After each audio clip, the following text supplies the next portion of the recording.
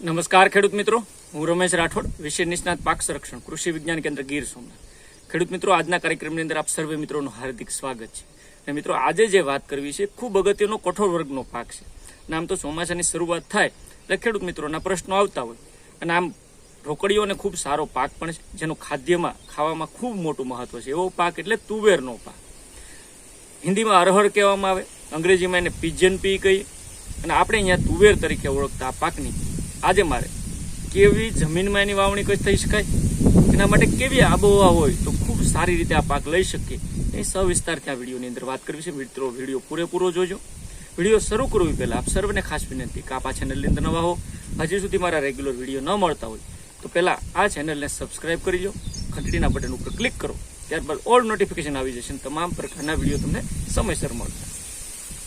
મિત્રો, તુવેરની વાત આવે અને તુવેરની વૈજ્ઞાનિક ખેતી પદ્ધતિની અંદર એની જમીન અને આબોહવા ખૂબ મહત્વની છે. આપણે ચોમાસામાં જો તુવેરનું વાવેતર કરવાનું તમને વિચાર આવતો હોય, અને તુવેર મેં કીધું એમ અરહર અથવા તો પિજનપી તરીકે ઓળખાતી અને આપણા દેશની અંદર કઠોળ પાકમાં એક ખૂબ મુખ્ય અગત્યનો પાક કહી શકાય. ખેડૂત મિત્રો, આમ તો ઓછા ખર્ચે સારો નફો આપતો આ પાક કહી શકાય. આંતરપાકની અંદર રિલે પાકની અંદર ખૂબ મહત્વ આ પાકનું છે. આપણી કૃષિ યુનિવર્સિટીઓએ ઘણી બધી ભલામણ પણ ખાસ કરીને એની કરી છે. પરંતુ મિત્રો, કોઈ પણ પાકનું ઉત્પાદન સારું મેળવવા માટે સૌથી મહત્વની બાબત હોય એને કેવા પ્રકારની જમીન અનુકૂળ આવે અને એને આબોહવા કેવી મળશે તો એ પાક સારામાં સારો લઈ શકશું. આ બે વસ્તુ જો આપણી આબોહવા અને જમીન એ સારી રીતે આપણે જો પાલન કરી શકીએ ખૂબ સારું ઉત્પાદન અથવા તો ઉત્પાદન દોઢું કે ડબલ પણ મિત્રો લઈ શકતા હોય છે. આજના વિડીયોની અંદર મારે તમને તુવેરની અંદર કેવી આબોહવા જોઈએ અને કેવી જમીન સૌથી વધારે માફક આવે એના ઉપર ડિટેલ વાત કરવી છે, એટલે વિડીયો પૂરેપૂરો જોજો, સ્ક્રિપ્ટ નહીં કરતા. પ્રથમ વાત કરીએ તુવેરના પાકની આબોહવા એટલે કે ક્લાઇમેટ, વાતાવરણ કેવું જોઈએ. સૌથી પહેલા ખાસ કરીને આબોહવાની જો મિત્રો વાત કરીએ તો તુવેર આમ તો મૂળભૂત રીતે ઉષ્ણ કટિબંધી એટલે કે ગરમ અને અર્ધ સૂકી આબોહવાનો પાક છે. એટલે ગરમ અને અર્ધ સૂકું વાતાવરણ રહેતું હોય ત્યાં તુવેરનો પાક સારામાં સારું ઉત્પાદન થઈ શકે. તાપમાનની જો વાત કરતા હોય તો મિત્રો, તુવેરના પાકની અંદર શરૂઆતના વિકાસ માટે ખાસ કરીને 26 થી લઈને 30 ડિગ્રી સેલ્સિયસ જો તાપમાન હોય, એટલે કે 26 થી 30 ડિગ્રી સેલ્સિયસ તાપમાનની અંદર તુવેરનો વૃદ્ધિ અને વિકાસ ખૂબ સારો થાય. અને પાક જ્યારે પાકવા આવે એટલે કે એની અંદર દાણા ભરાતા હોય, શીંગો બેસી જાય, દાણા ભરાય ત્યારે 22 થી 25 ડિગ્રી સેલ્સિયસ તાપમાન એના માટે ખાસ કરીને અનુકૂળ આવતું હોય. વરસાદ, આમ તો તુવેર મોટા ભાગે આપણે ઘણા મિત્રો જુલાઈ અને ઓગસ્ટની અંદર પણ વાવતા હોય છે.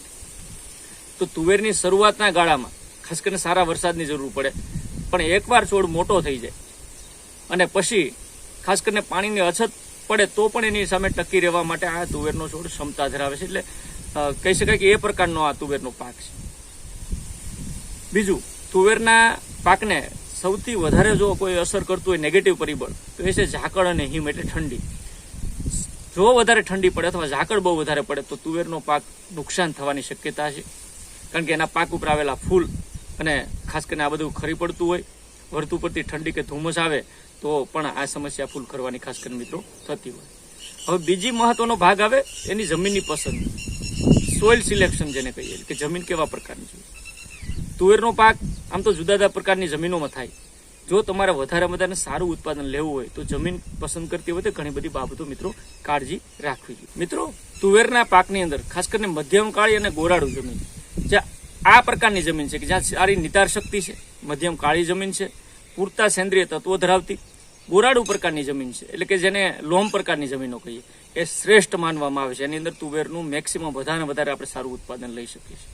બીજું, પાણીનો નિતાર શક્તિ એટલે કે પાણીના નિતારવાળી જમીન, આ પણ સૌથી મહત્વનો મુદ્દો આની અંદર કહી શકાય. તુવેરના ઊંડા મૂળવાળો પાક છે, આપણે બધાને ખ્યાલ છે કે ઊંડા મૂળ એના ઉતરતા હોય. જમીનમાં જો પાણી ભરાઈ રહેતું હોય તો આ પાકની અંદર નુકસાન થતું, એટલે જમીનમાં પાણી ભરાઈ રહેવું ન જોઈએ, એ પણ કાળજી રહેવી જોઈએ. જો ખેતરમાં પાણી ભરાતું હોય તો એના મૂળ સડી જશે અને સુકારો આવવાની સૌથી મોટી સમસ્યા તુવેરની અંદર ખાસ કરીને થતી હોય. જમીનનો પીએચ આંક, આ પણ એક ખૂબ મહત્વનો ભાગ બની જતો હોય છે તુવેર માટે. જનરલી આમ તો પીએચ 6.5 થી લઈને 7.5 નોર્મલ પીએચ વાળો વિસ્તાર જે છે એમાં અંદર તુવેરનો પાક સારામાં સારો અને ઉત્તમ રીતે આપણે મિત્રો ઉગાડી શકીએ છીએ. તો કઈ જમીનમાં ન વાવવું જોઈએ અથવા કઈ જમીન ન હાલે? મિત્રો, ઘણી વખત આપણે વાવી દઈને પછી ખબર પડે કે આવી પ્રકારની જમીન તો તુવેરને અનુકૂળ નથી આવતી, તો એની અંદર ખાસ કરીને વધુ પડતી ક્ષારવાળી જમીન, જેને એસિડિક અથવા તો જે જમીનમાં નીચે પથરાળ જમીન હોય અને પાણી ભરાઈ જ રહેતું હોય, પાણી નીતરતું ન હોય, નિતાર શક્તિ જે જમીનની ન હોય અને ચીકણી માટીવાળી જે જમીન હોય ત્યાં તુવેરનું વાવેતર કરવાનું ટાળવું જોઈએ. તો આવી પ્રકારની જમીનમાં તુવેર ન વાવવી જોઈએ, એનાથી આપણે પાક ઉત્પાદન અંદર નુકસાન થતું હોય. એટલે આમ તુવેર ખાસ કરીને વાવવાનું જે પ્લાનિંગ કરતા હોય તો આબોહવા અને જમીન ખૂબ મહત્વના મુદ્દા બની જતા હોય. ઉનાળાની અંદર મિત્રો ઊંડી ખેડ કરીને જમીન તપવા દેવી જોઈએ. ત્યાર પછી જમીનની ફળદ્રુપતા અને નિતાર શક્તિ વધારવા માટે ખાસ કરીને જમીન ખેડાઈ જાય, સારી રીતે તપે, પછી એને આપણે આડી ઊભી ખેડ કરી કરપથી અથવા પાંચિયા મારીને કે રોટાવેટર મારતા હોય અથવા તો રાપ મારતા હોય એ પ્રકારે જમીનને સમતળ મિત્રો બનાવી દેવી જોઈએ. અને ખાસ આ પ્રકારની જમીન જો થઈ જશે તો સારું ઉત્પાદન પણ મિત્રો આપતી હોય. પછી એની અંદર સેન્દ્રિય ખાતર અથવા તો દેશી ખાતર જેને કહીએ છાણિયું ખાતર એ પણ મિત્રો ઉમેરવું ખૂબ જરૂરી બનતું હોય. કોઈ પણ પાક માટે છાણિયું ખાતર મહત્વનો અંગ છે અને સારા ઉત્પાદન લેવા માટે છાણિયું ખાતર અથવા તો વર્મી કમ્પોસ્ટની વ્યવસ્થા હોય તો એ પણ આપણે નાખીને જમીનને પોચી બનાવશું તો જ મૂળનો સારો વિકાસ થશે, મૂળ ઊંડા ઉતરશે અને પોષક તત્વો એને પોષણ મળશે અને પાક સારું ઉત્પાદન પણ આપશે. તો ખાસ મિત્રો મેં જે વાત કરી તુવેરના પાકની અંદર સારા નિતારવાળી મધ્યમ કાળી જમીન અને આ ચોમાસે જો તમારે તુવેરનું વાવેતર કરવું હોય તો આ પ્રકારની આબોહવા અને જમીનનું જો સિલેક્શન કરશું તો ખૂબ સારામાં સારું ઉત્પાદન મિત્રો આપણે આની અંદરથી મેળવી શકશું. ઘણા બધા મિત્રો તુવેરનું જનરલી આપણે મગફળીની 2 કે 3 લાઈન કરીને એક લાઈન મૂકી દેતા હોય, સોયાબીનની અંદર આવું કરતા હોય અથવા તુવેર એકલી પણ કરતા હોય.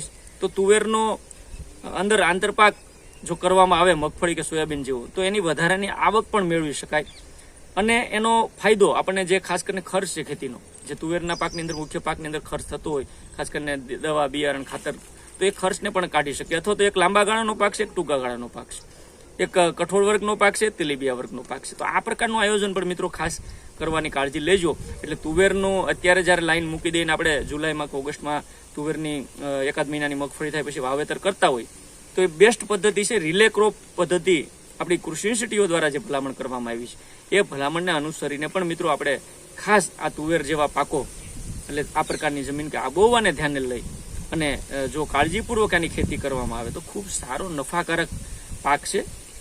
માર્કેટની અંદર પણ ખૂબ સારી વેલ્યુ છે. મેં કીધું એમ કે તુવેરનો આપણે રોજબરોજના અલગ અલગ માધ્યમથી દાળ બનાવીને અથવા અલગ વાનગીઓ બનાવીને પણ એનો આરોગ્યપ્રદ આપણે ઉપયોગ કરતા હોઈએ છીએ. પ્રોટીનનો પણ ઘણો બધો ભાગ છે. તો આ તુવેર શારીરિક રીતે પણ ખૂબ સારી છે. કઠોળ વર્ગની અંદર મહત્વના રોકડિયા પાક તરીકે પણ એ પ્રસ્થાપિત થયેલ છે. તો તુવેરનો પાક ચોમાસામાં વાવવા માટે જમીન આબોહવાને ધ્યાને લઈ ખેડની પદ્ધતિઓ અને એ પ્રકારનું આયોજન કરી અને જો તુવેરની ખેતી મિત્રો કરશું આપણે તો ખૂબ સારા નફાકારકતા કરી શકશું. જો આની અંદર ક્યાંય પણ પ્રશ્ન હોય તો મિત્રો ખાસ અથવા તુવેરનું વાવેતર દર વર્ષે કરતા હોય તમારા અનુભવ હોય તો એને કોમેન્ટ બોક્સની અંદર ખાસ લખવાનું ભૂલતા નહીં. આગળના વિડીયોમાં આપણે તુવેરની વેરાયટીઓ એટલે કઈ કઈ જાતો છે, બિયારણને પટ આપવાની પદ્ધતિઓ છે, ખાતર વ્યવસ્થાપન મહત્વનું છે કે એને ક્યાં ક્યાં ખાતરો નાખવા જોઈએ, આ મુદ્દા ઉપર પણ ચર્ચા કરવાના છે. ટૂંક સમયની અંદર જ તમારા વાવેતરના સમય પહેલા આપણે આ બધી માહિતી આપવાનો પ્રયત્ન કરશું એટલે કે નવી કઈ જાતો વાવવી જોઈએ, બિયારણને પટ કેમ આપવું જોઈએ, ખાતર વ્યવસ્થાપનમાં શું કરી શકીએ એ પણ મુદ્દાઓ સમાવેશ કરીને આવતા વિડીયોની અંદર માહિતી આપવાનો પ્રયત્ન કરશું.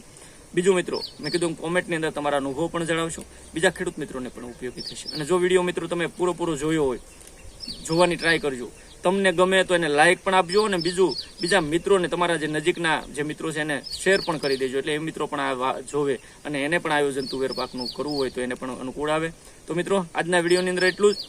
ફરી પાછા મળશું એક નવી માહિતી હશે, નવા ટેકનિકલ મુદ્દા છે. ત્યાં સુધી મને રજા આપશો. આપ સર્વે મિત્રોનો વિડીયો પૂરેપૂરો જોવા બદલ ખૂબ ખૂબ આભાર. ધન્યવાદ. Thank you.